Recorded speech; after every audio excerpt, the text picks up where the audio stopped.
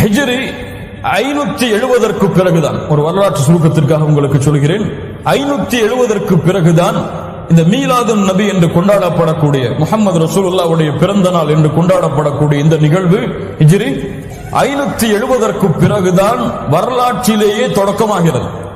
570க்கு முன்னால் வாழ்ந்த யாரும் ரபியுல் அவ்வல் மாதம் 12ஆம் தேதியை ஒரு பெருநாளாகவோ அல்லது மீலாது நபி அல்லாஹ்வுடைய தூதர் பிறந்த நாள் என்றோ எந்த ஒரு மார்க்க அறிஞரும் எந்த ஒரு மனிதரும் கொண்டாடவில்லை.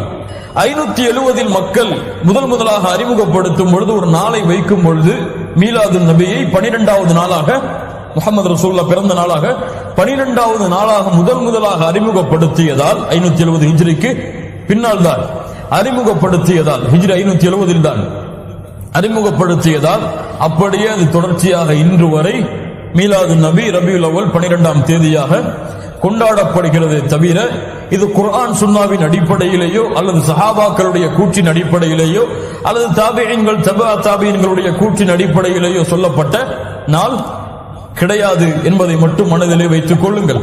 அந்த நாளை கண்ணியப்படுத்தலாமா, அந்த நாளிலே கொண்டாடலாமா? ஆனால் முஹம்மது ரசூலுல்லாஹ் ஸல்லல்லாஹு அலைஹி வஸல்லம் அவர்களுடைய தோழர்களோ அவர்களுக்கு பின்னால் வந்த அறிஞர்களோ அவர்களுக்கு பின்னால் வந்த அறிஞர்களோ யாரும் இந்த நாளை முக்கியத்துவப்படுத்தி கொண்டாடியதாக, அதை ஒரு கண்ணியமாக நினைத்ததாக வரலாறுகள் எமக்கு கிடையாது.